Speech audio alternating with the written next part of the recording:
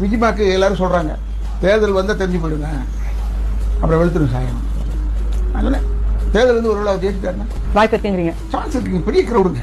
கிரௌடெல்லாம் அப்படி கன்வெர்ட் ஆகும் நினைக்கிறீங்க? அதெல்லாம் கன்வெர்ட் ஆகாது வந்து நீங்கள் நானும் சொல்றதுக்கு யாரு? அந்த இண்டிவிஜுவல் அவங்க ஒவ்வொருத்தங்க நின்னாங்களே அவங்க கிட்ட தான் கேட்கணும்.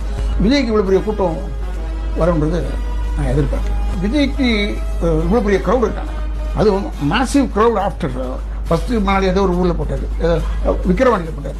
அதுக்கு மேல எல்லாம் கிரௌடு, பேய் கிரௌடு. அவ்வளோ கிரௌடு நான் பார்த்தே ரொம்ப வருஷமாச்சு. எல்லாம் போட்டால் வெளியே வந்துடும், உண்மை வெளியே வந்துடும். ஏன்னா இதெல்லாம் தாண்டி வந்தால் தாங்க அவர் உண்மையான ஒரிஜினல் தலைவர் ஆக முடியும். It prepare. ஏன்னா இப்போ படிக்க சும்மா வச்சுக்கோ, நம்ம எல்லாருமே குஷியானது அவர் பண்ணுறாரு இது பண்ணுறாருன்னு சொல்கிறாங்க. அங்கே அவர்கிட்ட போகாமல் எதுவுமே நடக்காது, அது வேறு விஷயம். சினிமாலேருந்து வந்தவர் சினிமாலேருந்து ஏன் வரக்கூடாதுன்றது எனக்கு தெரியல.